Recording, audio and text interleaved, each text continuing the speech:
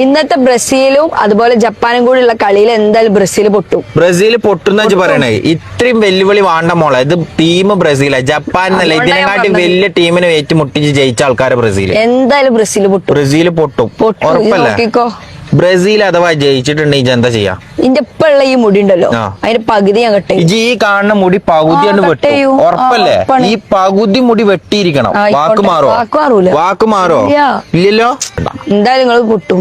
പൊട്ടുന്ന അത്രക്കും കോൺഫിഡൻസാ? വാക്കാണ്, അതൊക്കെ പറയാനുള്ളത് വാക്കാണ്. ഓക്കെ, മാറരുത്. ആയിക്കോട്ടെ. എന്നാ പിന്നെ മുറിക്കല്ലേ. ഇവളുടെ ഇന്നലത്തെ ഓവർ കോൺഫിഡൻസ് കണ്ടപ്പോൾ എനിക്ക് തോന്നിയിട്ടുണ്ട് ജപ്പാൻ പൊട്ടു എന്നുള്ളത്. ഇന്നലത്തെ കളിയിൽ ബ്രസീൽ ജയിച്ചു കഴിഞ്ഞാൽ ഇവള് മുടി പകുതിക്ക് വെച്ച് കട്ട് ചെയ്യാൻ നോട്ടുണ്ട്. അല്ല, ഇവള് മുടി ശരിക്കും കട്ട് ചെയ്താ? എടാ, ഇവളുടെ ഐഡിയ അറിയുന്ന ആരെങ്കിലും ഉണ്ടെങ്കിൽ എൻ്റെ കമൻറ്റ് ബോക്സിൽ ഒന്ന് മെൻഷൻ ചെയ്യണം. കാരണം നമുക്ക് ഇവളുടെ അക്കൗണ്ടിൽ കയറി നോക്കാലോ ഇവള് മുടി കട്ട് ചെയ്തിക്കൊണ്ടില്ലേ എന്നുള്ളത്. ഇല്ലാന്നുണ്ടെങ്കിൽ ബ്രസീൽ ഫാൻസർ പോയിട്ട് അവളെ മുടി കൊണ്ട് കട്ട് ചെയ്യണം. അല്ല പിന്നെ